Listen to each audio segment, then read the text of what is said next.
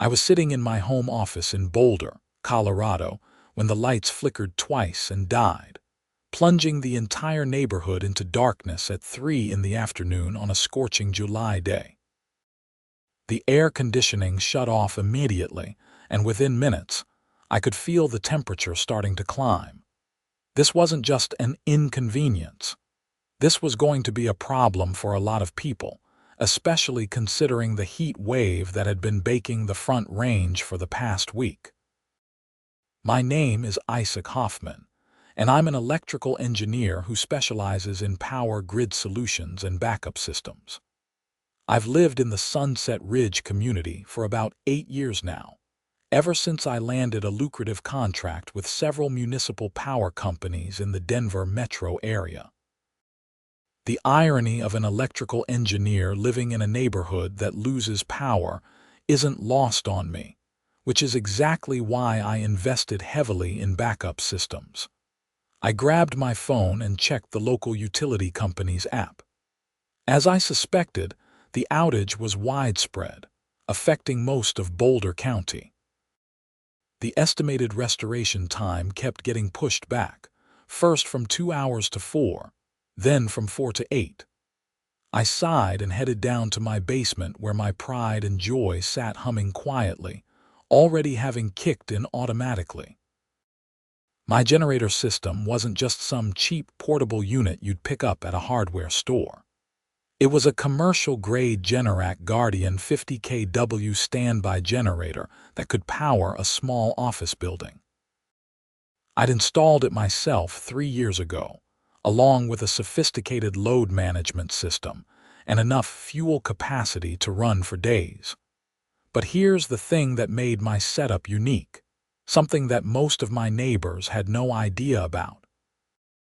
When I installed the system, I also designed and implemented what's called a microgrid, a small-scale power distribution network that could operate independently from the main grid. With the blessing of 8 of my closest neighbors who chipped in for the equipment and installation, I'd set up a system that could supply power to their homes during outages.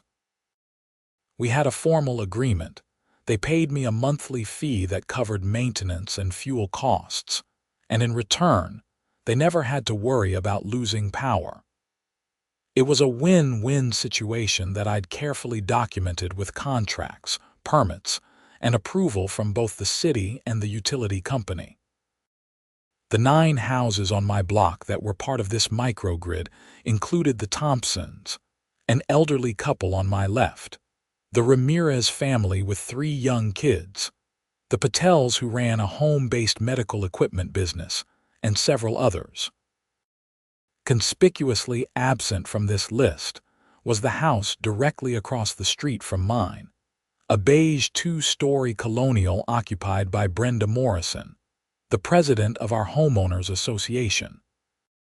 Brenda had made it crystal clear 3 years ago that she wanted nothing to do with my unsightly industrial equipment, and had actually tried to block my installation through the HOA. She'd sent me a certified letter claiming the generator violated some obscure covenant about exterior modifications. I'd hired a lawyer who quickly established that my generator, positioned behind a privacy fence and properly permitted by the city, was completely within my rights. The HOA covenants she cited didn't apply to functional utility equipment, especially when said equipment was barely visible from the street. She'd backed down then, but she never forgave me for it. For 3 years, she'd been looking for any excuse to fine me, cite me, or generally make my life difficult. My grass was always either too long or too short according to her monthly inspections. My trash cans were apparently visible from the street for 12 minutes longer than allowed one Tuesday morning. My holiday decorations were up 2 days past the covenant deadline. Every minor infraction came with a $50 fine and a condescending letter printed on HOA letterhead. I'd paid the fines when they were legitimate and fought the ones that weren't, which was most of them. It had become almost a game, except Brenda was the only one who seemed to enjoy playing. As I stood in my cool, well-lit basement listening to my generator purr like a contented cat, I checked the monitoring system on my tablet. All 8 connected houses were drawing power normally. The Patels were running high, probably their medical freezers and equipment. The Thompsons were moderate, likely just essentials.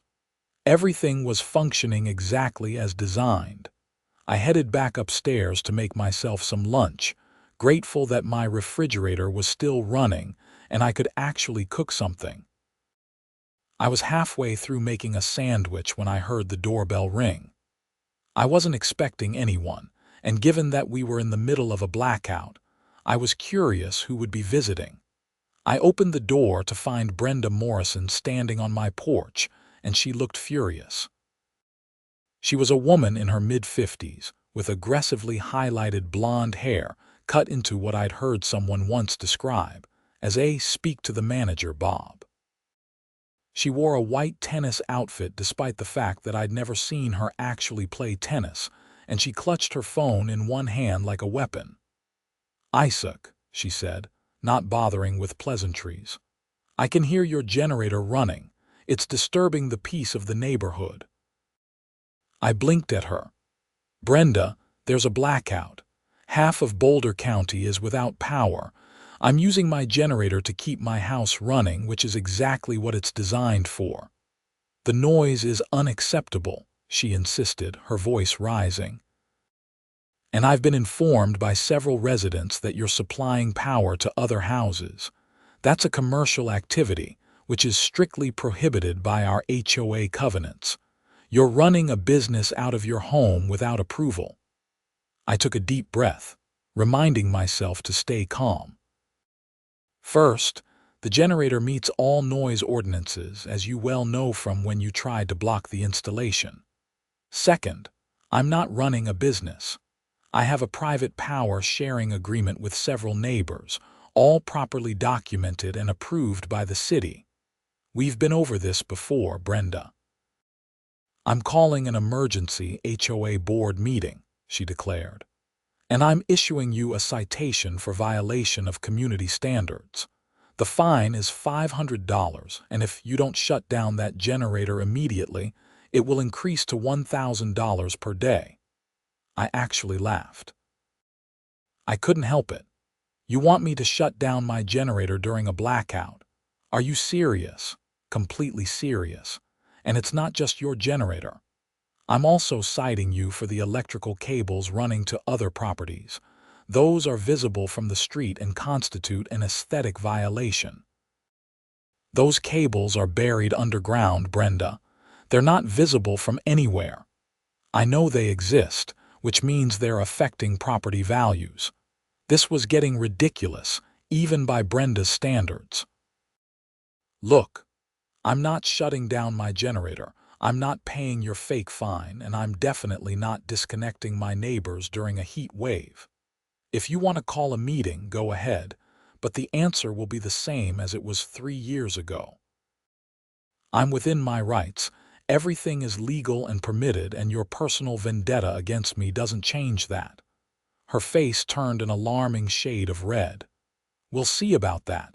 I'm documenting everything, Isaac. Everything. Your days in this neighborhood are numbered." She spun on her heel and marched back across the street to her house, which I noticed was dark inside. No lights, no air conditioning, nothing. I felt a brief moment of sympathy for her, but it evaporated quickly. She'd had the opportunity to join the microgrid when I'd offered it to everyone on the block. She'd not only refused, but had actively tried to prevent it from happening. I closed the door and went back to my sandwich, assuming that would be the end of it for the day. I was wrong. Around 6 that evening, I went outside to check on the generator and make sure everything was running smoothly.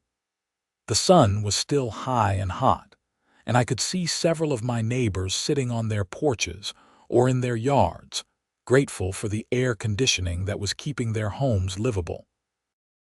The Ramirez kids were actually playing in their front yard, and Maria Ramirez waved at me gratefully. "Isaac, you're a lifesaver," she called out. "It's supposed to hit 95 degrees today. I don't know what we'd do without your setup." I waved back. "That's what it's there for." Hopefully, the power will be back soon for everyone else. I walked around to the side of my house where the generator sat behind a tall privacy fence. I'd landscaped around it carefully, with sound-absorbing shrubs and plants that helped minimize any noise. The fence itself was made of high-quality cedar that matched the aesthetic of the neighborhood. You really couldn't see the generator from the street unless you deliberately walked into my side yard. I opened the gate and stopped dead in my tracks. The generator was still running, still functioning perfectly, but standing right next to it was Brenda Morrison. She was taking pictures of it with her phone from every angle, and she had a tape measure in her other hand. "What are you doing?" I demanded. She jumped, clearly not expecting me to appear. "I'm documenting HOA violations on association property." "This isn't association property. This is my property. You're trespassing." "I have the right as HOA president to inspect properties for covenant violations." "No, you don't. You have the right to observe violations that are visible from common areas or the street. You don't have the right to enter my fenced yard without permission. Leave now, or I'm calling the police." She glared at me but started moving toward the gate. "This is harassment, Isaac. I'm doing my job." "Your job doesn't include trespassing. Get out." She left, but I could see her taking more pictures as she walked away, photographing my fence, my house, anything she could point her phone at. I made a mental note to check my security cameras later and document this incident. I had a feeling I was going to need evidence of her behavior. The rest of the evening passed quietly. I checked in with my connected neighbors through our group chat, making sure everyone had what they needed. The Patels thanked me for the stable power, mentioning that they had temperature-sensitive medications that would have been ruined otherwise. Old Mr. Thompson sent a message saying his wife's oxygen concentrator was running perfectly and asking if there was anything he could do to help. I assured everyone that the system was designed for exactly this kind of situation, and to just sit tight. The power came back on around midnight, much later than the utility company had estimated. I watched as lights flickered on across the neighborhood, including Brenda's house. My system automatically synchronized back with the main grid, and everything returned to normal. I went to bed thinking that would be the end of the drama. The next morning, I woke up to find an official-looking envelope stuck to my front door with tape. Inside was a notice from the HOA informing me that an emergency board meeting had been scheduled for that evening at 7, and my generator system was the primary topic of discussion. The notice also included a preliminary citation for multiple violations, including noise pollution, unauthorized commercial activity, aesthetic violations, and failure to obtain HOA approval for exterior modifications. The total fines listed came to $3,000. I called my lawyer, Richard Chen, who I'd worked with during the original generator installation. He listened to my summary of the situation and sighed heavily. "She's really going after you this time," he said, "but she doesn't have a leg to stand on. You have all the permits, all the approvals, and all the documentation. The question is whether you want to keep fighting her or if you'd rather just ignore it." "I want to show up at that meeting," I said. "I want this on the record. She's out of control and the rest of the board needs to see it." "Fair enough. I'll be there too. Forward me all the documentation we prepared 3 years ago, plus any records from yesterday's blackout, and I'll put together a response." I spent the day working from home, catching up on projects that had been delayed by the blackout. Around 3 in the afternoon, I decided to go outside and water my front lawn, which was looking a bit stressed from the heat. I was standing in my front yard with the hose when I noticed Brenda's silver Mercedes pull into her driveway. She got out, saw me, and immediately pulled out her phone to take pictures.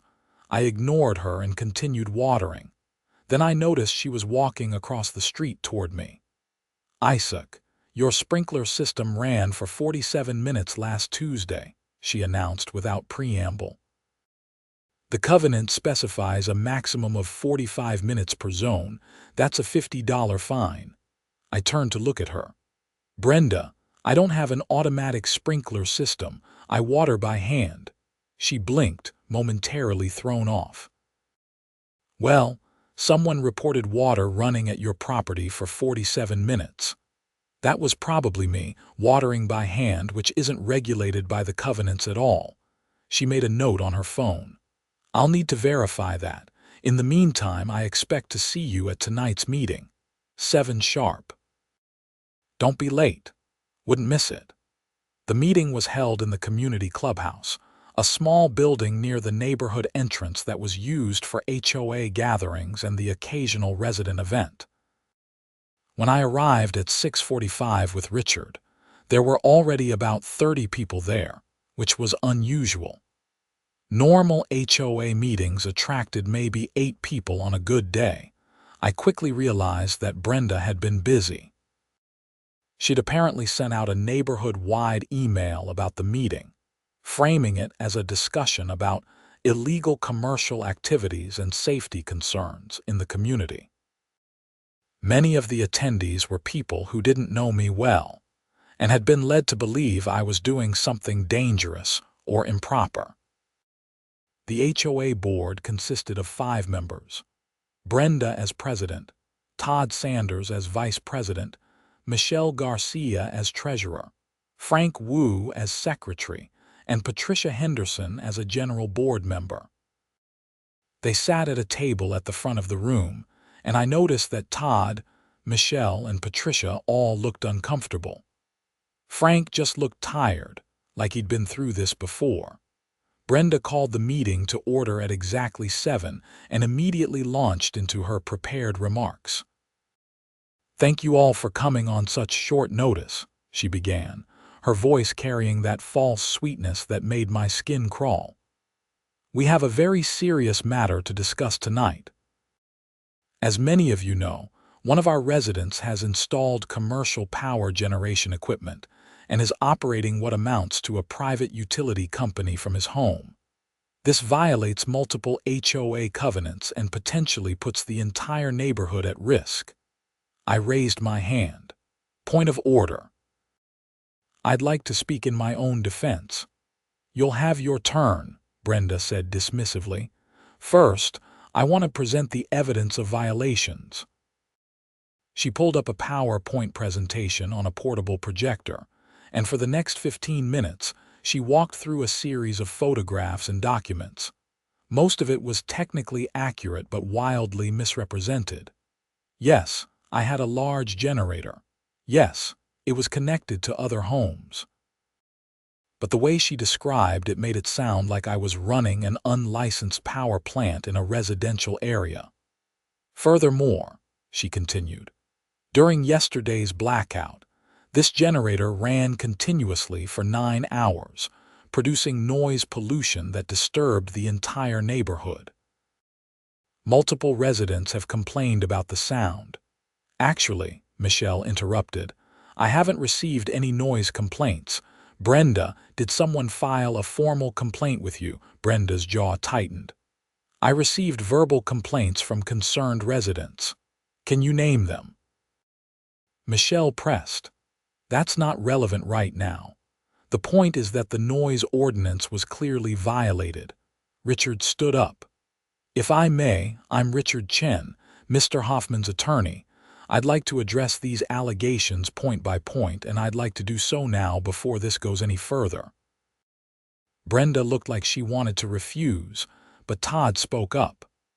"I think that's fair, Brenda. Let's hear the other side." Richard pulled out his own folder of documents and began distributing copies to the board members. What you have here is a complete record of permits, approvals, and legal documentation for Mr. Hoffman's generator system. You'll see permits from the City of Boulder, approval from Excel Energy, documentation of compliance with all noise ordinances, and proof of proper electrical licensing for all work performed. You'll also see the original notification that was sent to this HOA board 3 years ago, along with the board's acknowledgement that the installation complied with all applicable covenants. That was a different board, Brenda interjected. Actually, Frank said, looking at the documents, I was on the board then too, so was Todd. We did approve this, Brenda. I remember the discussion. Brenda's face flushed. Well, we need to revisit that decision.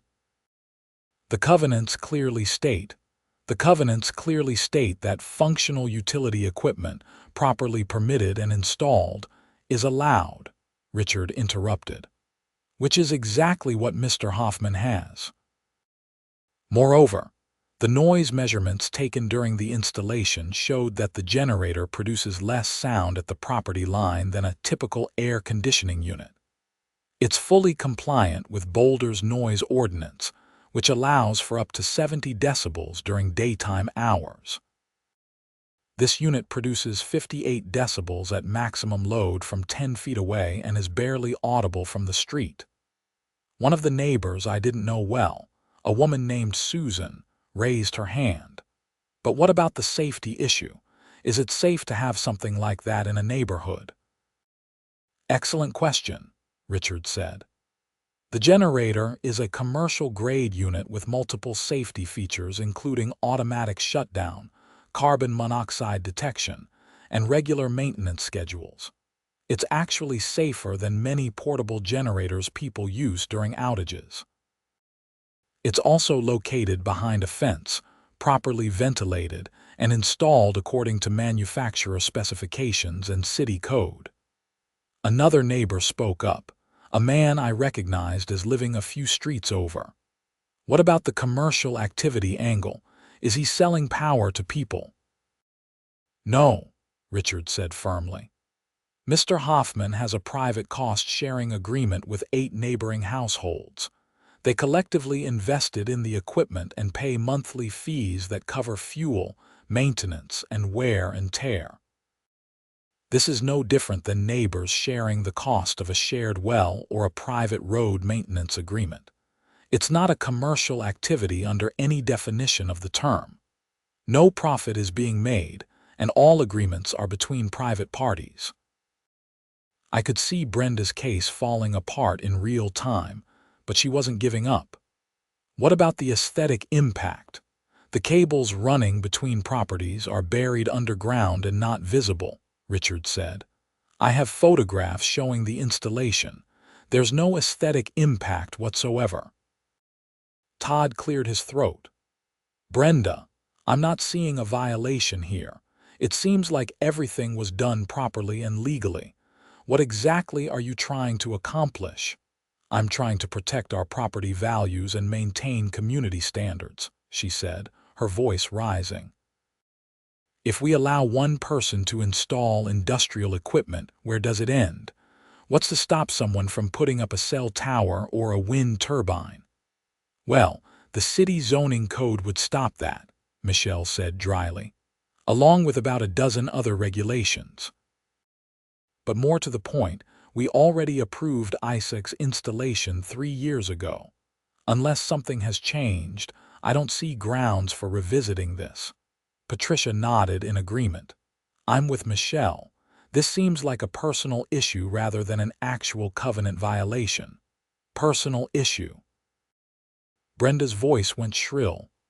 I'm doing my job as HOA president. Someone has to maintain standards around here. By trespassing on Isaac's property yesterday, I said quietly, the room went silent. Brenda turned to stare at me. I did no such thing. You entered my fenced side yard without permission to photograph my generator. I have it on my security camera if you'd like me to show everyone.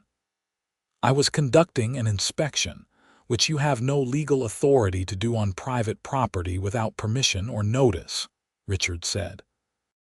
That's trespassing, Miss Morrison, and if you do it again, we'll be filing charges. The meeting deteriorated from there. Brenda tried to rally support from the attendees, but most people seemed satisfied with Richard's explanations and the documentation he'd provided.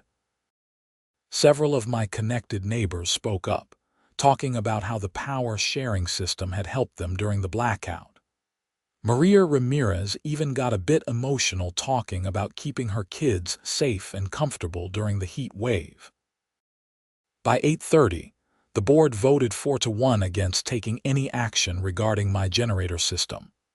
Only Brenda voted in favor of enforcement. The meeting adjourned, and people filed out, many of them stopping to talk to me or to ask questions about how they might join the microgrid. I thought that would finally be the end of it. Once again, I was wrong. 3 days later, there was another power outage, this time caused by severe thunderstorms that rolled through Boulder County in the late afternoon.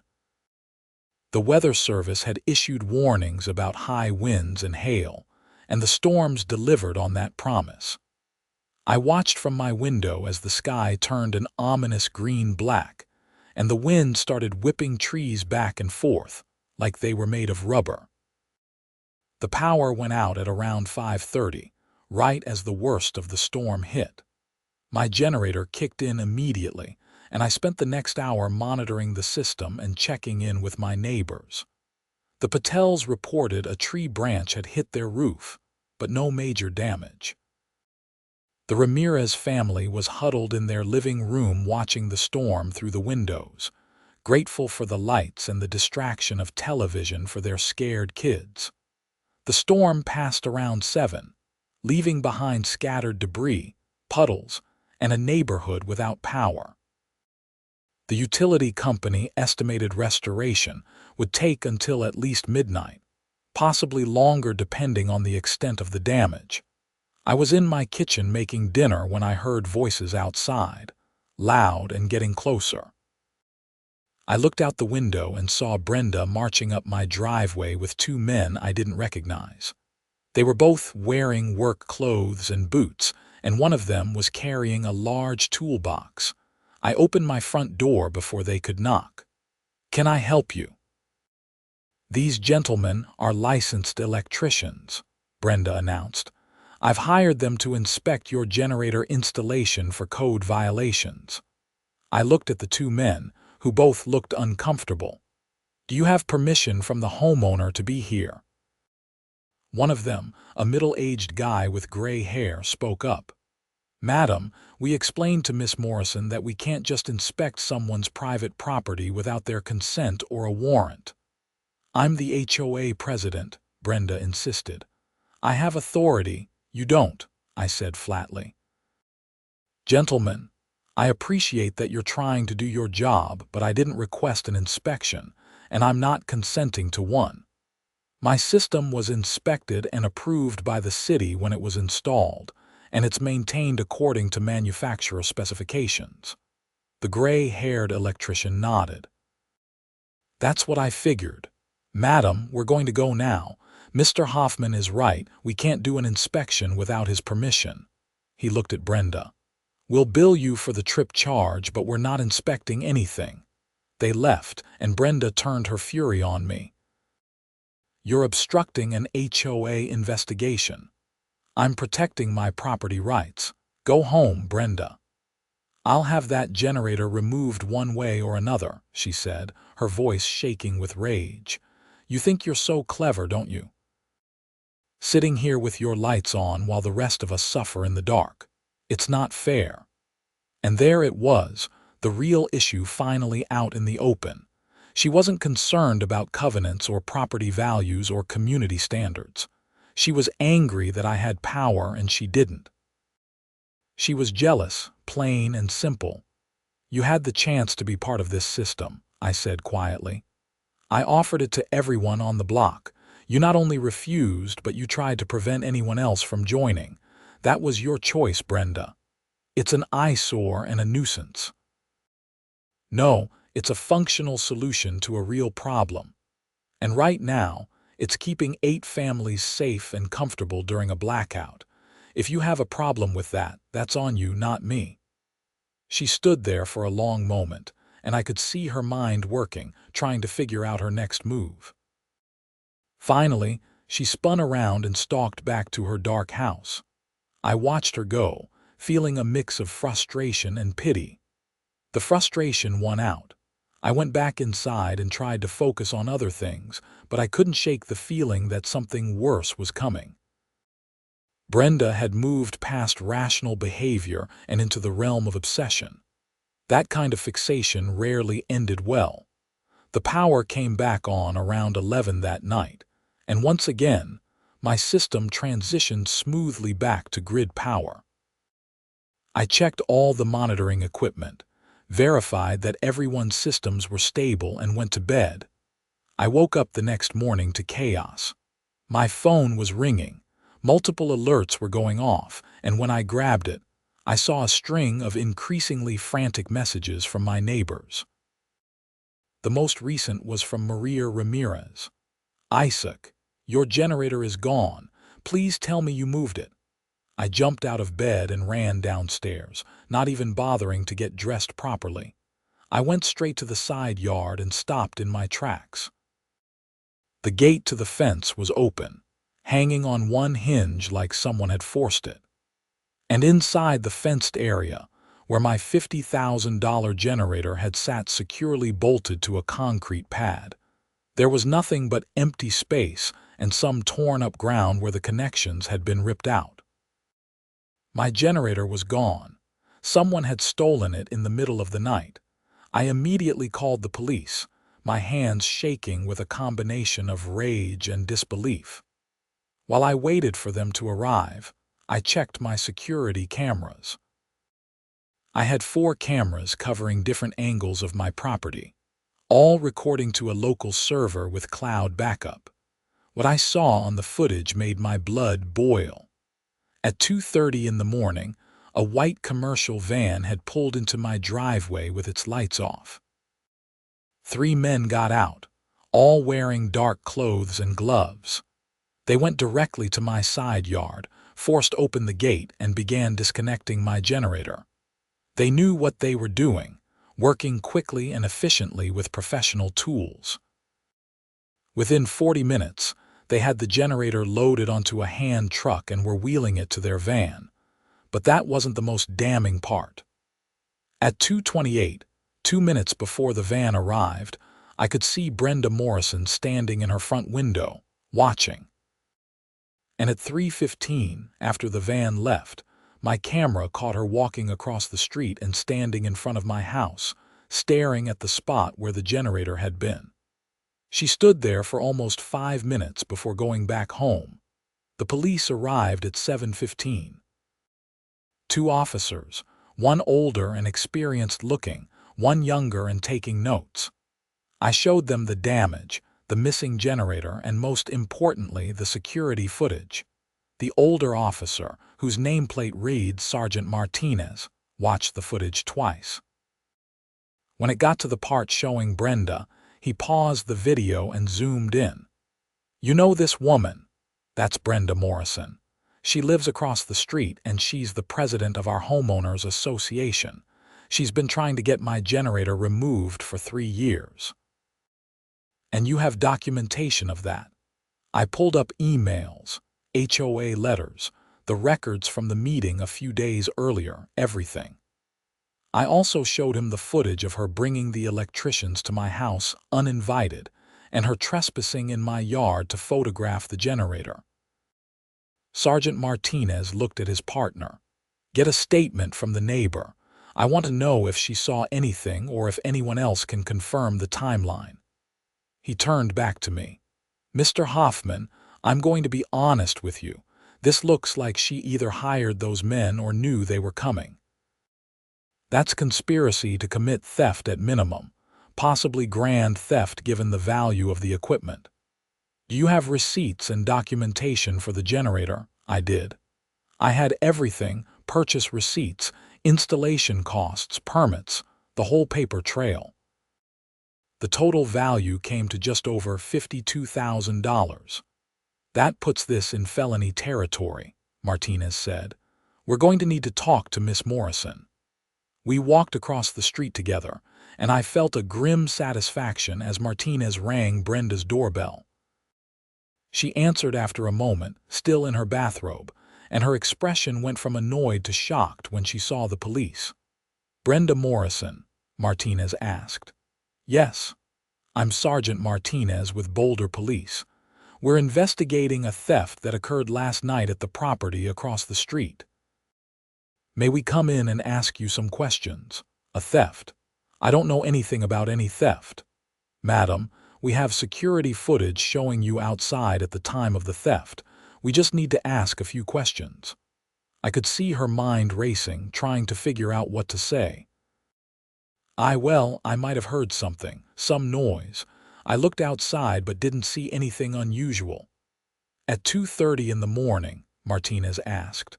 I'm a light sleeper. And at 3:15 you walked across the street to Mr. Hoffman's property. Why? She glanced at me and I saw fear flicker across her face. I wanted to check if everything was okay. I thought I heard something. But you didn't call the police. I didn't think it was serious. Martinez pulled out his phone and showed her a screenshot from my security footage. Miss Morrison, this appears to show you standing in front of the property for several minutes after a commercial van left the scene. Can you explain that? I don't have to answer these questions without a lawyer. That's absolutely your right, madam. But I should inform you that we're pursuing charges of grand theft and conspiracy. The stolen property is valued at over $50,000. That's a Class 3 felony in Colorado. If you have information that could help us recover the property, now would be the time to share it. Brenda's face had gone pale. I didn't steal anything. But you know who did, don't you? I said, unable to keep quiet any longer. You hired them or you arranged it somehow. Where's my generator, Brenda? I don't know what you're talking about. But her voice was shaking and she couldn't meet my eyes. Martinez handed her a card. Miss Morrison, I strongly suggest you contact an attorney. We'll be in touch with more questions. In the meantime, don't leave town. We walked back to my house, and Martinez spent another hour documenting everything, taking photos, collecting evidence. He told me that they'd put out a bolo for the white van and would check local pawn shops and equipment dealers. He also said they'd be getting a warrant for Brenda's phone and financial records to see if she'd hired the thieves. Between you and me, he said as he was leaving, I've seen cases like this before. HOA presidents who think they have absolute authority and can do whatever they want. Usually it doesn't go this far, but when it does, it goes real bad real fast. She's in serious trouble if we can connect her to those men. After the police left, I had to deal with the immediate problem. 8 houses were now without backup power, including mine. The main grid was fine at the moment, but we were still in storm season and outages were common. I started making calls to generator suppliers, trying to find a replacement. The problem was that units like mine weren't just sitting on shelves. They had to be ordered, and installation would take weeks.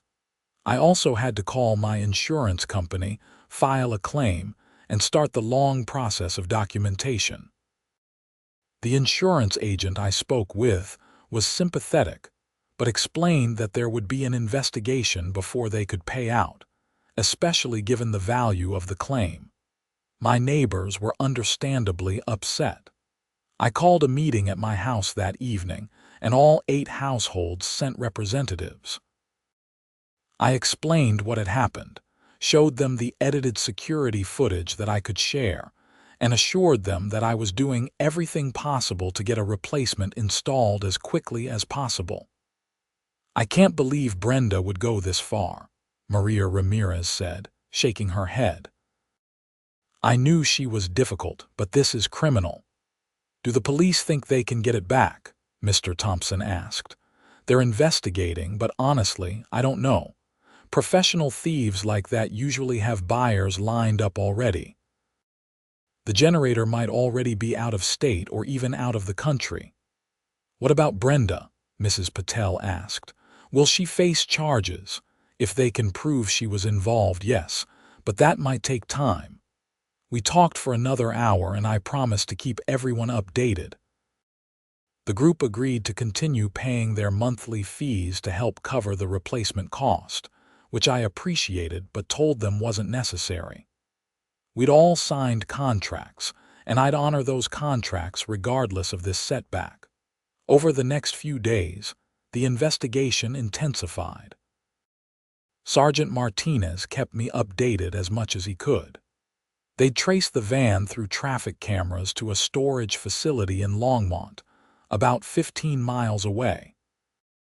When they raided the facility, they found it empty, but security footage showed the van dropping off a large item wrapped in a tarp before leaving again.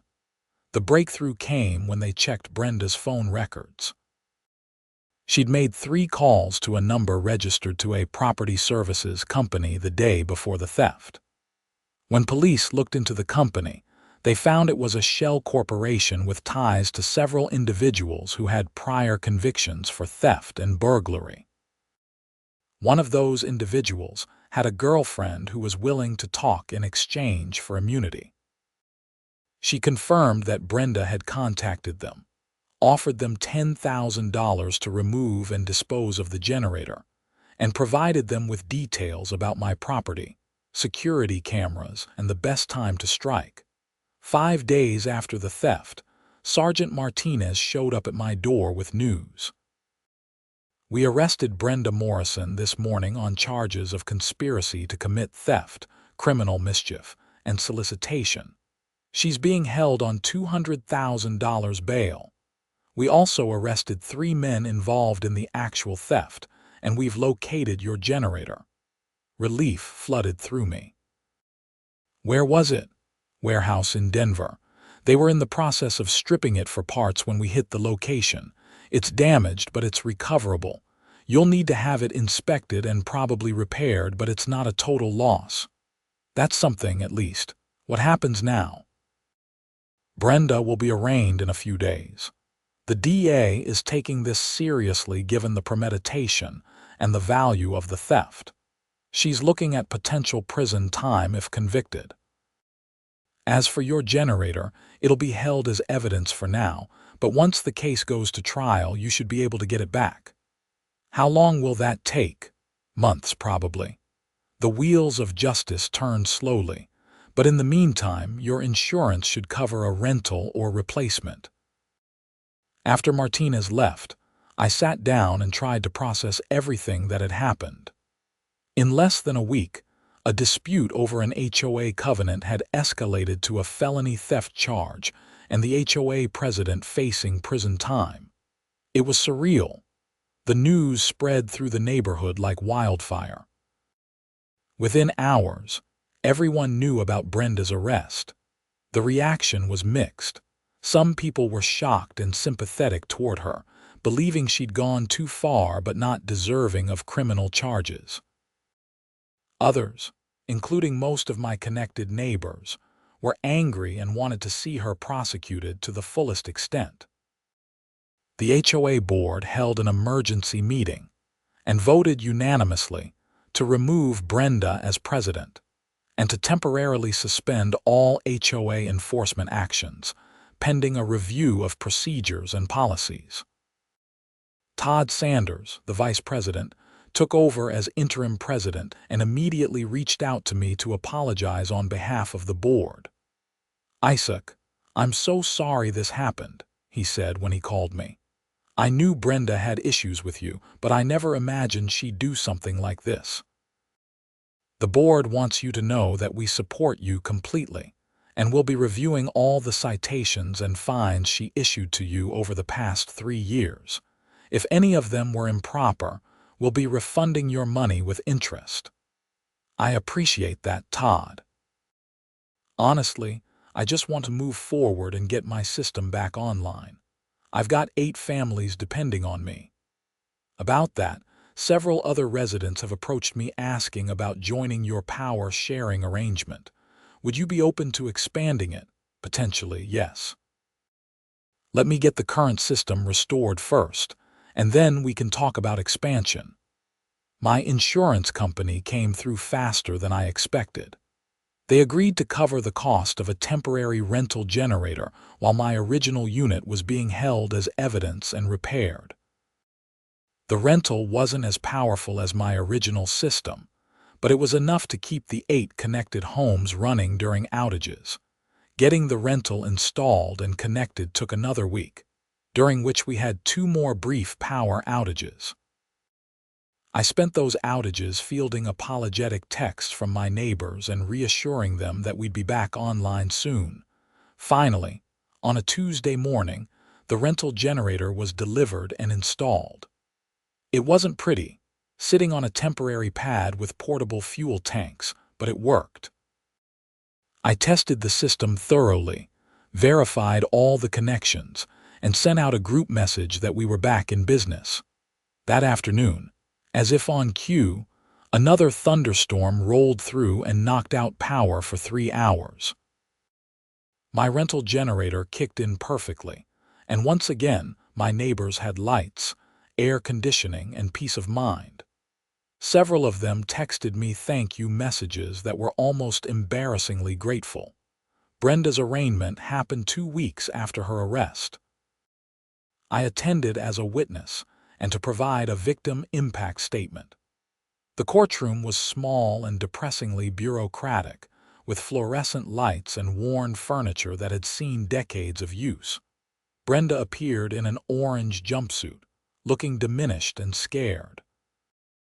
Her lawyer, an expensive-looking man in a 3-piece suit, argued for reduced bail and painted her as a woman who had made a terrible mistake due to stress and poor judgment.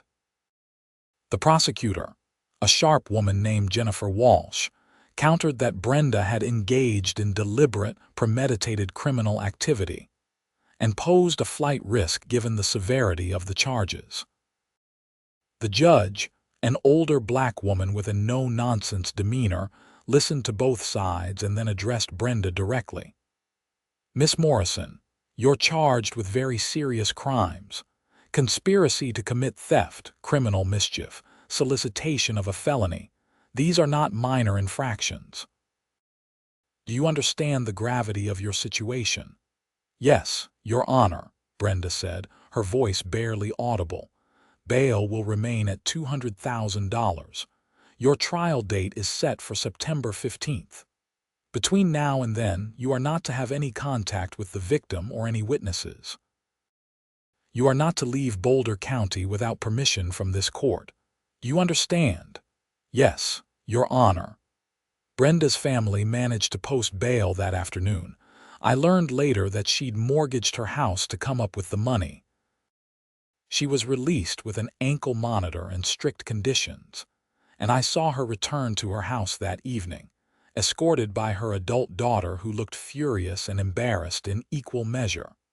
Life in the neighborhood settled into an uncomfortable new normal.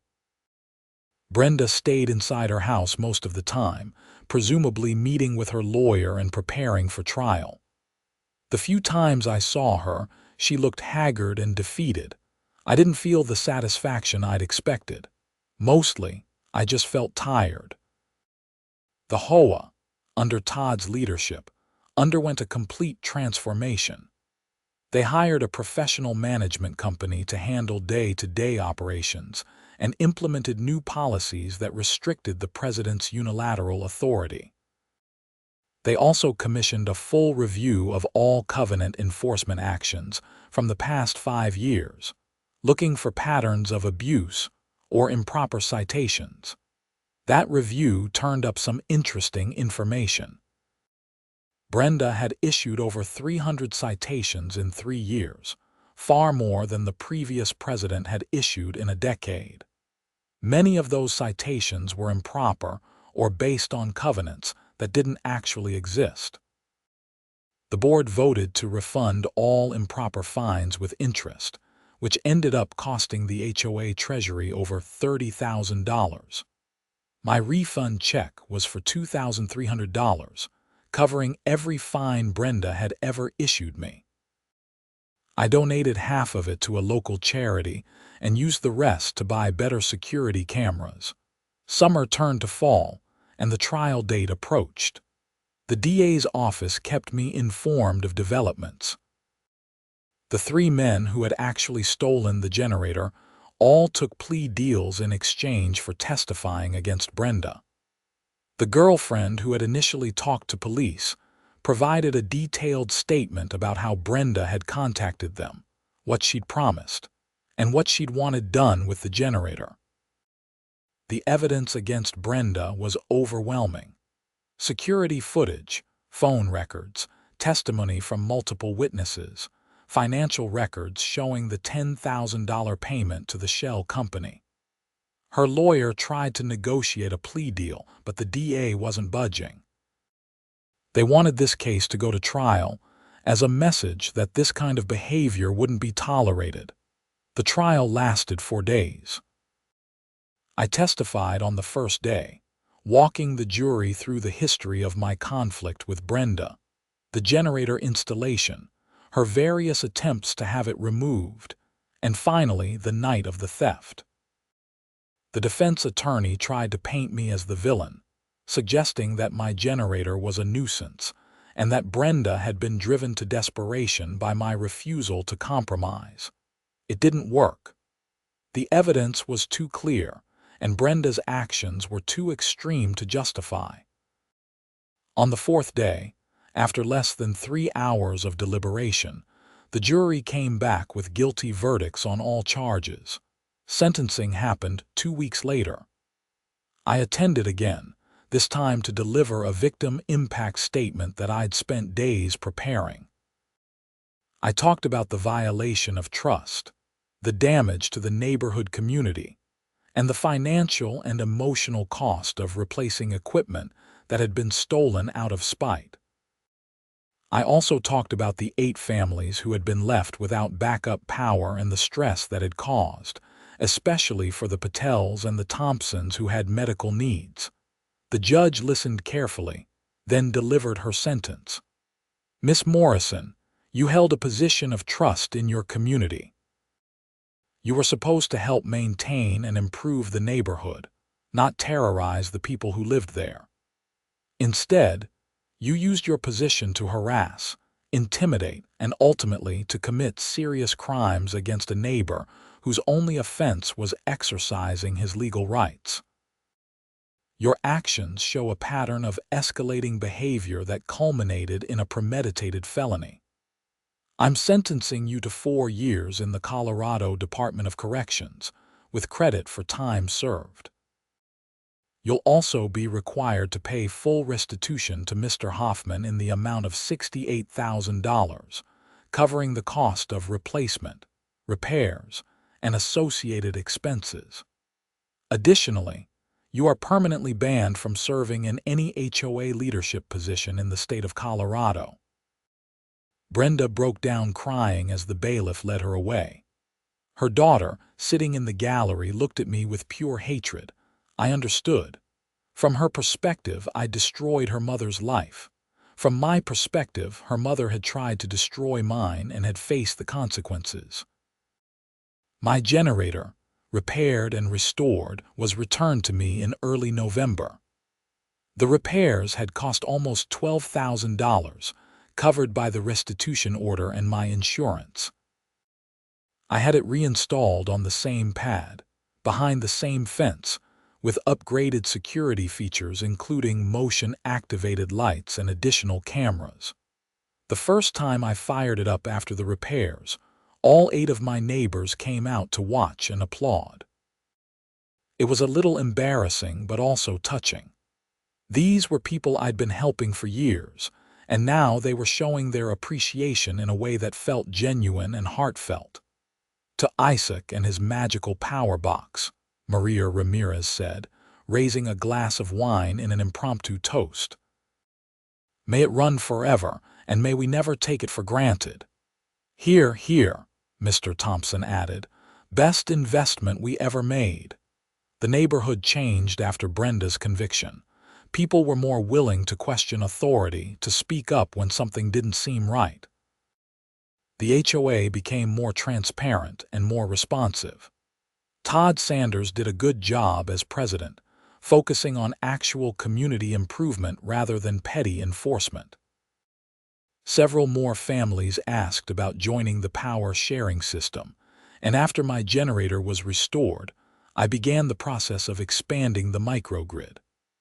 By the following spring, I had 14 homes connected, and we'd formed a proper cooperative with formal bylaws and democratic governance. It wasn't just about backup power anymore. It was about community resilience and mutual support. Brenda's house sat empty for months after her sentencing. Her daughter eventually sold it to cover the restitution and legal fees. A young family bought it, a couple with 2 small kids and a friendly golden retriever. They introduced themselves to me within days of moving in and asked about the generator system. I welcomed them to the neighborhood and told them we had an opening in the cooperative if they were interested. They were. They joined immediately and became active participants in the community, attending meetings, helping with maintenance, and generally being the kind of neighbors everyone wants to have. I sometimes think about that night when Brenda stood in her window watching the thieves steal my generator. I wonder what she was thinking, whether she felt justified or whether some part of her knew she was crossing a line she couldn't uncross. I wonder if she thought she'd get away with it, or if she simply didn't care anymore. The thing about power, whether it's electrical power or the power of an HOA presidency, is that it's easy to abuse if you're not careful. Brenda let her position go to her head, let her personal grievances override her judgment, and ultimately let her worst impulses drive her to crime. It's a cautionary tale about what happens when petty authority meets unchecked resentment. As for me, I learned some valuable lessons too. I learned that documentation is everything. Every email, every receipt, every security camera recording mattered when it came time to prove what had happened. I learned that community support is crucial. Without my neighbors backing me up, the HOA dispute might have gone very differently. And I learned that sometimes the best revenge is simply living well and continuing to do the right thing even when someone is trying to tear you down. My generator still sits behind its cedar fence, humming quietly whenever the power goes out. It's connected to 14 homes now, soon to be 15. It's permitted, legal, properly maintained, and completely within my rights to operate. And every time it kicks in during a blackout, I think about Brenda sitting in her cell, powerless in every sense of the word, while the community she tried to control thrives without her. The irony isn't lost on me that she spent 3 years trying to take away my power, and in the end, she lost all of hers. Winter came again to Boulder, bringing with it the inevitable storms and outages. My expanded microgrid performed flawlessly, keeping 15 families warm and safe through blizzards and ice storms. We'd become more than just neighbors sharing a power source. We'd become a genuine community, looking out for each other, sharing resources, and proving that cooperation beats confrontation every time. I still drive past the county jail sometimes and wonder if Brenda has any regrets. I hope she does. I hope she's learned something from this experience, though I'm not optimistic. Some people never learn, never change, never accept that they might be wrong. But that's not my problem anymore. My problem now is deciding whether we can expand the microgrid to 20 houses, or if that's pushing the capacity of my system. It's a good problem to have, the kind of problem that comes from success rather than conflict. The generator hums in the background as I write this, keeping my house powered during yet another spring thunderstorm. Rain lashes against the windows, and I can hear the wind howling outside. Somewhere in the neighborhood, someone who isn't connected to my system is sitting in the dark, waiting for the utility company to restore power. Maybe they're wondering why they didn't join when they had the chance. I offered it to everyone. I tried to build something good, something that would help the whole community. Brenda fought me every step of the way, and look where it got her. Meanwhile, 15 families sleep soundly tonight, knowing that no matter what happens to the grid, they'll have power. They'll have heat in winter and air conditioning in summer. They'll have refrigeration for their food and their medicine. They'll have the simple comfort of lights in the darkness. That's what I built. That's what she tried to destroy. And in the end, only one of us succeeded. The storm passes, and the power comes back on. My system automatically synchronizes with the grid, and everything returns to normal. I check my monitoring equipment, verify that all 15 homes transitioned smoothly, and send a quick message to the group chat letting everyone know the outage is over. The responses come back quickly. Thank yous, appreciation, relief. Simple messages from people who know they can count on the system, can count on me, can count on each other. That's what community is supposed to be about. Not rules and regulations and petty enforcement, but mutual support and shared resources and genuine care for your neighbors.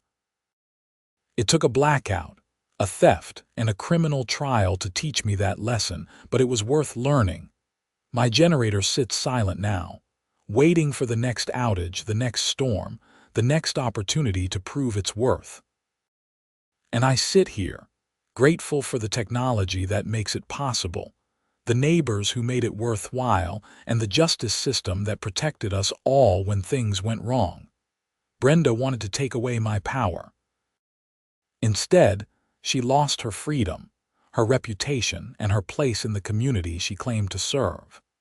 The generator she tried so hard to eliminate still runs, still serves, still proves every day that sometimes the right answer is cooperation rather than confrontation. I supply power to my entire block now, just like the title of this story suggests.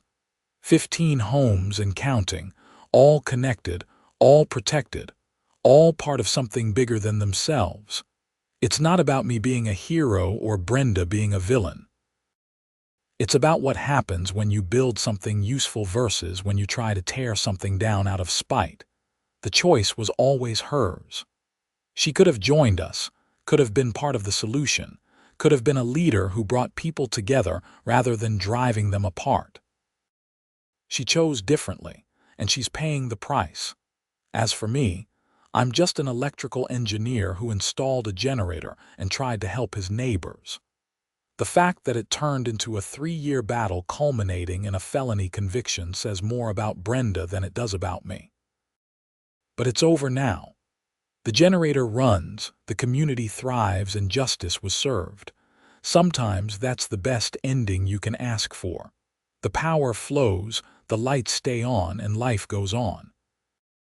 And if there's one lesson to take away from all of this, it's simple. Don't steal your neighbor's generator, especially if he's the one supplying power to your entire block.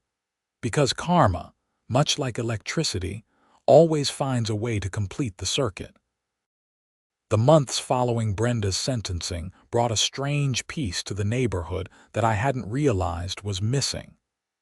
The constant low-level tension that had defined life in Sunset Ridge for years simply evaporated. People stopped worrying about whether their grass was exactly 2.5 inches tall or whether their garbage cans were visible from the street for an extra 10 minutes. The HOA still existed, still enforced reasonable standards, but it no longer felt like living under surveillance. Todd Sanders proved to be an excellent president. approaching the role with common sense and actual concern for the community rather than a desire for petty authority. Under his leadership, the HOA implemented several positive changes. A community garden, a neighborhood watch program that actually focused on safety rather than covenant violations, and quarterly social events that brought people together. I found myself becoming more involved in neighborhood activities, serving on the planning committee for the community garden and helping organize a disaster preparedness workshop. My expertise in backup power systems made me a natural fit for the preparedness initiative, and several residents who weren't part of the microgrid came to me for advice on their own emergency systems. The cooperative I'd formed around the power-sharing arrangement grew in ways I hadn't anticipated. We started discussing other shared resources: a neighborhood tool library, a community composting system, even the possibility of solar panels and battery storage to supplement the generator. What had started as a practical solution to power outages had evolved into a model for sustainable, resilient community living. My original 8 neighbors became close friends through all of this. The Ramirez family invited me to their daughter's quinceañera. The Thompsons had me over for dinner regularly, with Mrs. Thompson insisting on feeding me because a man living alone doesn't eat properly. The Patels brought me into their Diwali celebrations, and I learned to appreciate properly made Indian food. These relationships, built on mutual support and shared resources, felt more valuable than any technology I'd installed. The generator was just equipment. The community we'd built around it was something much more important. By the time winter rolled around again, my life had settled into a comfortable rhythm. Work was going well. I'd picked up several new clients impressed by my microgrid implementation. The neighborhood was thriving. My generator system had gone through multiple storms and outages without a single failure. Everything felt stable and positive in a way it hadn't in years. Then I got a letter from the Colorado Department of Corrections. Brenda was up for a parole hearing. As the victim in her case, I had the right to attend and provide input on whether she should be released early. I struggled with how to respond. Part of me wanted nothing to do with it, wanted to let the system handle it and move on with my life. Another part felt obligated to participate, to ensure justice was served and to represent the harm she'd caused. I talked it over with Richard Chen, my attorney. He advised me to attend. "These hearings take victim impact seriously," he said. "Your presence and testimony could make a difference. Plus, you want to know if she's being released early. You deserve to know what's happening." So I found myself, on a cold February morning, driving to the women's correctional facility in Denver where Brenda was being held. The building was exactly as depressing as you'd imagine. Concrete walls, razor wire, guards with tired eyes who'd seen too much.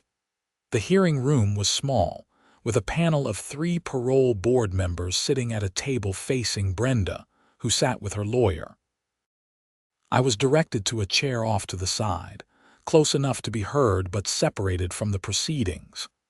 Brenda's daughter was there too, sitting in the back row, and she glared at me when I walked in. Brenda had changed. She'd lost weight and her hair had gone mostly gray. She wore the standard prison uniform and sat with her shoulders hunched, nothing like the aggressive, confident woman who used to march across the street to cite me for imaginary violations. She looked defeated, which I suppose was the point. The hearing began with Brenda's lawyer presenting her case. She'd been a model prisoner, he explained. She'd taken every rehabilitation program available, worked in the prison library, mentored younger inmates. She'd shown genuine remorse for her actions, and had spent her time incarcerated reflecting on her behavior and its consequences. My client made terrible choices driven by stress and poor judgment, the lawyer said. But she's not a danger to society. She's a first-time offender who made a mistake and has paid dearly for it. She's lost her home, her position in the community, her reputation. She's served over a year of her sentence and has been a model of good behavior. Parole would allow her to continue her rehabilitation while contributing positively to society. Then it was my turn to speak. I prepared a statement, but standing there looking at this diminished woman who'd once made my life so difficult, I found myself ad-libbing. Brenda Morrison didn't just steal my generator, I began. She stole my sense of security in my own home. For 3 years she harassed me, targeted me, and made my life miserable because I installed equipment that was completely legal and properly permitted. When her legal methods didn't work, she hired criminals to commit a felony on her behalf. That's not a mistake driven by stress. That's a pattern of escalating behavior that culminated in a serious crime. I paused, looking at the parole board members. I'm not opposed to rehabilitation or second chances, but I am concerned that Brenda hasn't truly understood what she did wrong. Her actions weren't just against me. They were against the entire principle that people have rights that can't be violated just because someone doesn't like them. She abused a position of trust, weaponized her authority, and when that didn't work, she broke the law. That's not something that gets fixed in a year. Brenda's lawyer tried to interject, but the board chair held up a hand. Mr. Hoffman, are you saying you oppose parole? I thought about it carefully. I'm saying I don't believe enough time has passed for genuine change. I'm saying that release after serving less than a third of her sentence sends the wrong message about the seriousness of her crimes. And I'm saying that I, as the victim, don't feel comfortable with her being released back into the community where I live. The board members asked me a few more questions about the impact of the crime, the financial costs, the emotional toll. I answered honestly, explaining that while I'd recovered financially, the violation of trust and security was harder to heal. I also mentioned that Brenda's actions had affected 8 other families who'd been left without backup power and had worried about their medical equipment and their safety. Then Brenda herself was allowed to speak. She stood, her hands shaking slightly, and addressed the board. I take full responsibility for my actions, she said, her voice quiet but steady. I let my position as HOA president go to my head. I convinced myself that I was protecting the neighborhood, but really I was just indulging my own need for control. When Isaac installed his generator legally and properly, I should have accepted it. Instead, I made it personal. I escalated. And eventually, I crossed a line that should never be crossed. She glanced at me briefly, then looked away. I'm not asking Isaac to forgive me. I'm not even sure I can forgive myself. But I am asking for a chance to rebuild my life away from here, away from constant reminders of my worst mistakes. I've learned about myself in here, learned things I should have understood years ago. I've learned that authority is a responsibility, not a weapon. I've learned that being right and being kind are both important, and that being right doesn't excuse being cruel.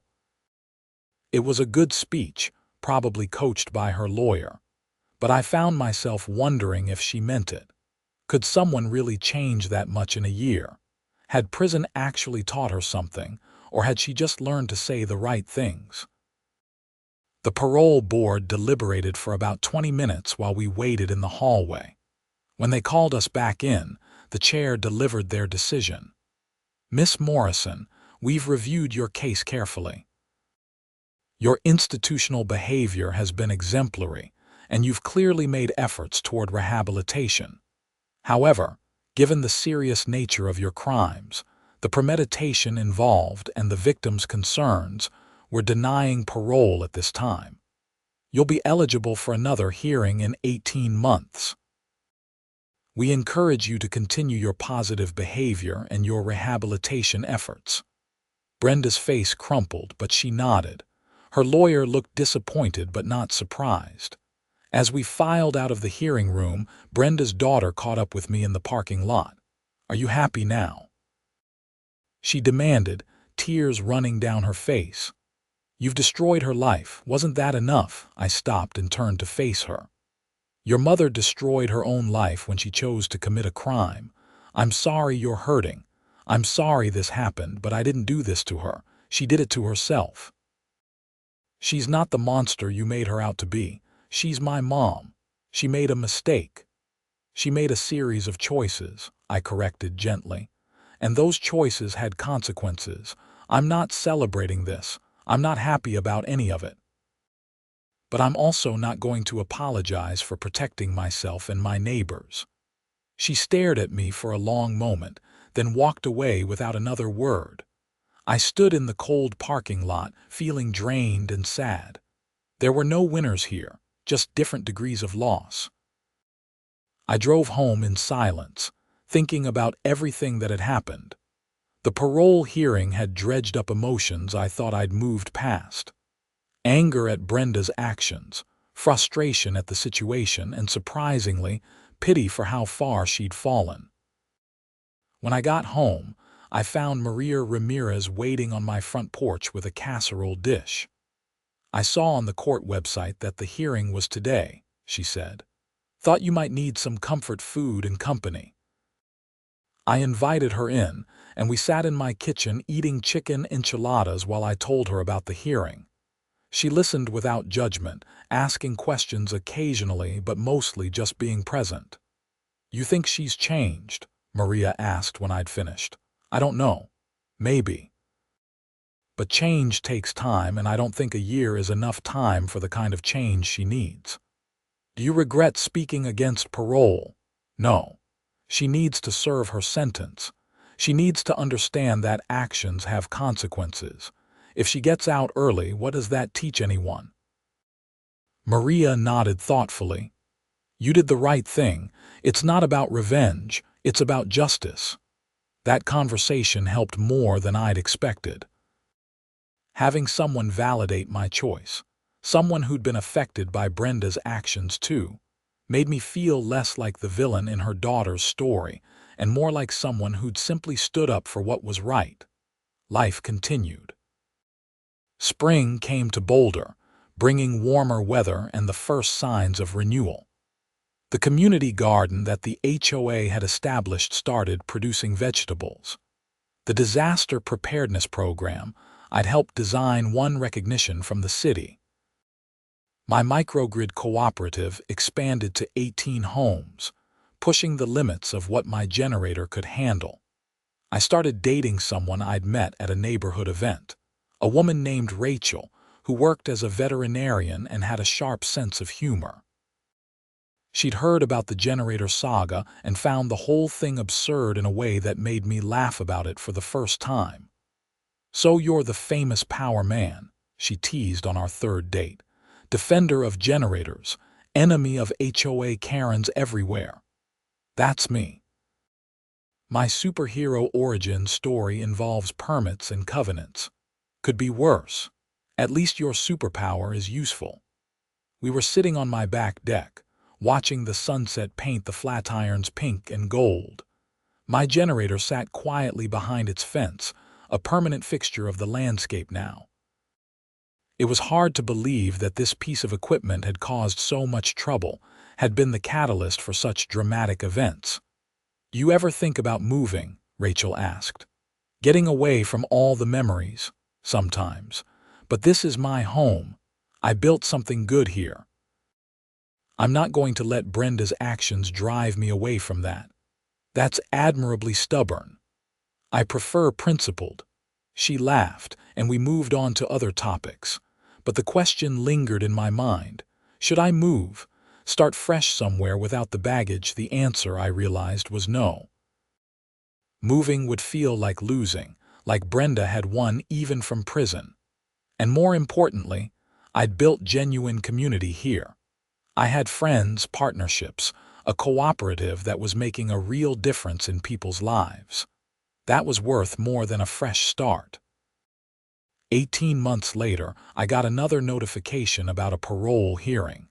I debated whether to attend, but ultimately decided I needed to see it through. This time, the hearing felt different. Brenda had served almost 3 years now, well over half her sentence. Her lawyer made a stronger case, presenting evidence of her continued good behavior, completed education programs, and plans for reintegration. When it was my turn to speak, I stood up and surprised myself with what I said. 3 years ago, Brenda Morrison committed a serious crime against me and my neighbors. At her first parole hearing, I spoke against her release because I didn't believe she'd changed. I still believed she was the same person who'd harassed me for years and then hired criminals to steal my property. I paused, looking at Brenda. She looked even more different now, more at peace somehow. I can't know what's in her heart. I can't know if she's truly changed or if she's just gotten better at pretending. But I can say that she's served a significant portion of her sentence, and she deserves a chance to prove whether that change is real. I'm not opposed to parole this time, though I do ask that certain conditions be included. The board chair leaned forward. What conditions, Mr. Hoffman? That she not be allowed to live in Boulder County for the duration of her parole. That she have no contact with me or any of the other residents of Sunset Ridge, and that she be prohibited from serving in any HOA or similar organizational leadership role. The board members conferred briefly, then granted parole with the conditions I'd requested, plus mandatory counseling and regular check-ins with a parole officer. Brenda would be released in 30 days. As I left the hearing, Brenda's lawyer caught up with me. Mr. Hoffman, thank you for what you said in there. I know it wasn't easy. It was the right thing to do. I hope she makes the most of this chance. She will. She's genuinely changed.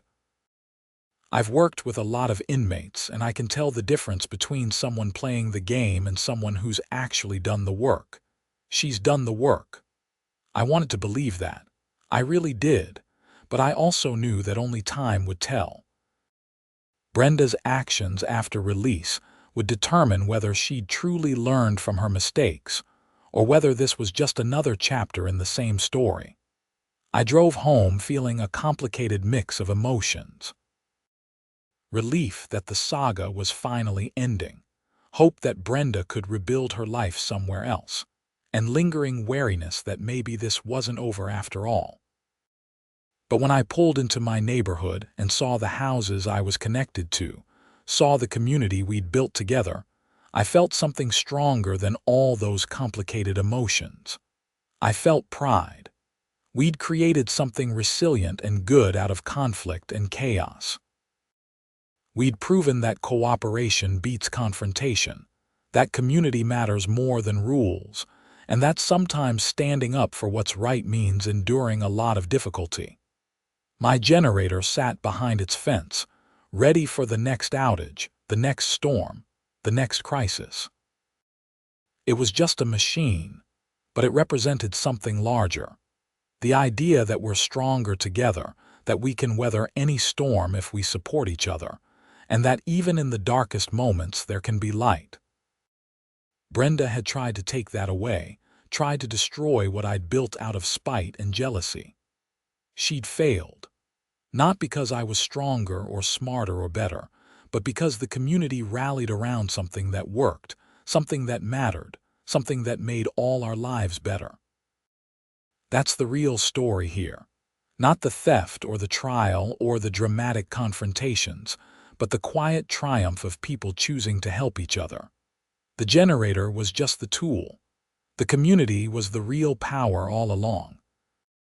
And that power, unlike electrical current, isn't something anyone can steal or shut down. It's built on trust, maintained by cooperation and strengthened by adversity. Brenda learned that lesson the hard way. I learned it too, though in a very different way. As I sit here now, writing this story with my lights on and my generator humming softly in the background, I'm grateful for all of it. The struggle, the victory, the community, even the difficult moments. They taught me what matters, what's worth fighting for, and what it means to truly be a neighbor. The power flows, the community thrives, and life goes on. And sometimes, that's the happiest ending you can ask for.